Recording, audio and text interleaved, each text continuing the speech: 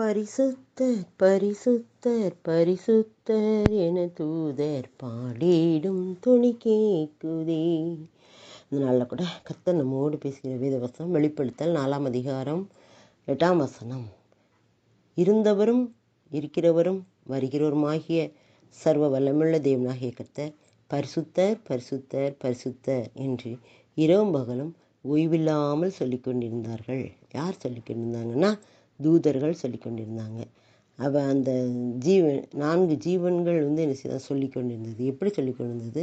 இருந்தவரும் இருக்கிறவரும் வருகிறவருமாகிய சர்வ வல்லமுள்ள தேவனாகிய கர்த்தர் பரிசுத்தர் பரிசுத்தர் பரிசுத்தர் என்று இரவும் பகலும் ஓய்வில்லாமல் சொல்லிக்கொண்டார். பரிசுத்தமான தேவன், நம்முடைய தேவனை போல பரிசுத்தர் பரிசுத்தமான தேவன் வேற எந்த தெய்வமும் கிடையாது.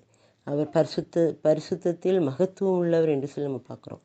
பரிசுத்தர் பரிசுத்தர் பரிசுத்தர் என்று இரவும் பகலும் ஓய்வில்லாமல் அவங்க சொல்லி கொண்டிருக்கக்கூடிய அளவில் அவர் பரிசுத்தராக இருந்தார். அவர் ஒருவரே பரிசுத்தர், நான் பரிசுத்தர், ஆகையால் நீங்களும் பரிசுத்தராக இருங்கள் அப்படின்னு சொல்லியிருக்கிறாரு. நாமும் கூட ஒவ்வொரு காரியங்களும் நாம் பரிசுத்தமாக நம்மை பாதுகாத்து கொள்ள இந்த நாளில் நாம் அழைக்கப்படுகிறோம். இருந்தவரும் இருக்கிறவரும் வருகிறவருமாகிய சர்வ வல்லமையுள்ள தேவனாகிய கர்த்தர். இருந்த 3 காலங்களுக்கும் போதுமானவர்.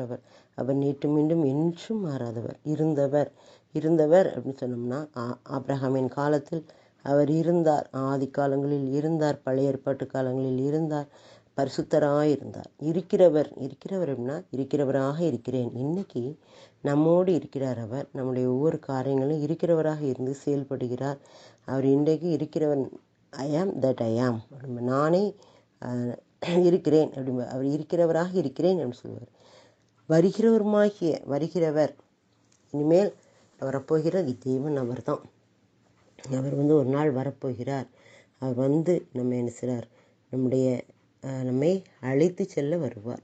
அப்படிப்பட்ட தேவன் அவர் வருவதற்கு நாம் ஆயத்தமுள்ளவர்களாக காத்திருப்போம்.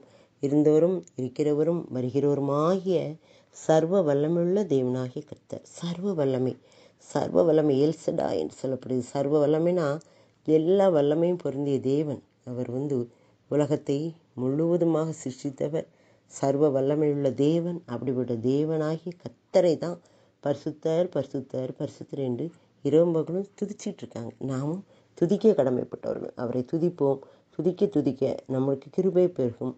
பரிசுத்தர் பரிசுத்தர்னு சொல்ல நாமும் பரிசுத்தம் அடைவதற்கு நம்மை தகுதிப்படுத்துவார்.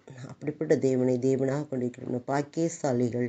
இருக்கிறவரும் இருந்தவரும் வருகிறவருமாகிய சர்வ வல்லமையுள்ள தேவனாகிய கர்த்தர் பரிசுத்தர் பரிசுத்தர் பரிசுத்தர். ஆமென்.